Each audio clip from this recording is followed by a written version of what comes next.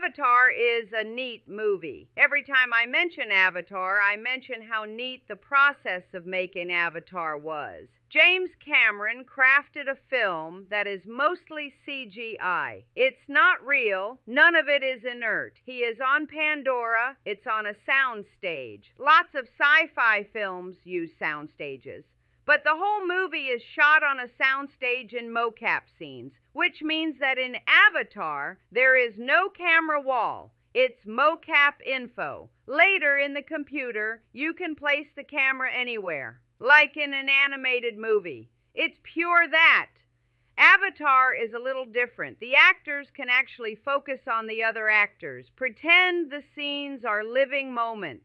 Avatar can be shot like a stage play. Avatar is a familiar story. It's any sort of colonization. Natives versus is usually what happens. In Avatar, the natives are 10-foot tall, blue, cat people that live on the planet Pandora. Earth has run out of resources, and Pandora has unobtainium. I've heard people laugh at the name unobtainium, but it's neat. It's sci-fi, and at the same time, kind of dismissive.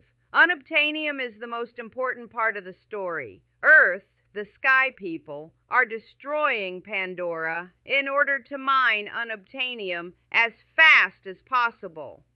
I think there are two protagonists in this story. A similar thing happened in The Dark Crystal. Jake Sully is an injured Marine that can't walk. On Pandora, he uses an avatar body of a Na'vi to communicate with the natives. Neytiri was told to teach Jake Sully the ways of the Na'vi. A love began between the two. On the other side of that love is Stephen Lang, commanding the invading army on Pandora. The other component is the Peace Corps, what the Na'vi call Dreamwalkers. It's another word for Avatar. Dr. Grace Augustine is behind the Avatar program that lets people pilot Na'vi bodies grown in the lab. Her program functions like the Peace Corps. She studies the planet with her science team. They try their best to learn the ways of the Na'vi. In this story, the battle is over unobtainium. It's not handled as a MacGuffin. You see it once.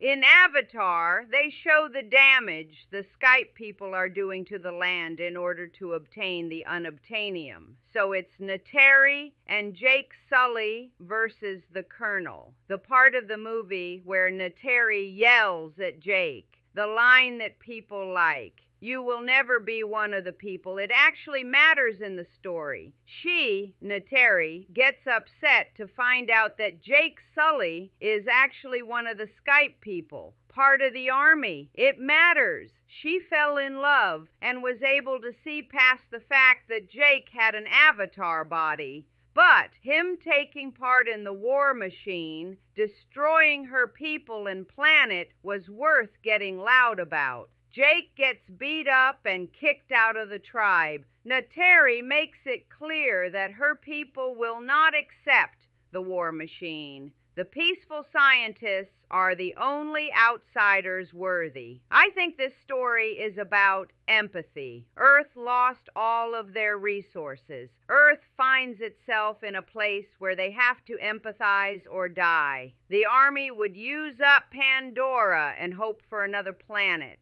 But Earthlings can't even breathe the atmosphere. I think the film is saying true empathy is reached by walking in someone else's shoes. Avatar does something really neat by having Jake Sully fully become a Na'vi. That's a lot. Fully becoming something else means they were able to fully empathize with the Na'vi and connect with Hometree on Avatar. I mean Pandora. The best part of the movie is when she actually meets him for the first time. Actually, the empathy could be referring to their romance. The empathy of Jake Sully allowed him to become a completely different healing being. And the empathy of Neytiri allowed her to fall in love with her worst enemy. James Cameron did a good job with Avatar. Thanks again, film.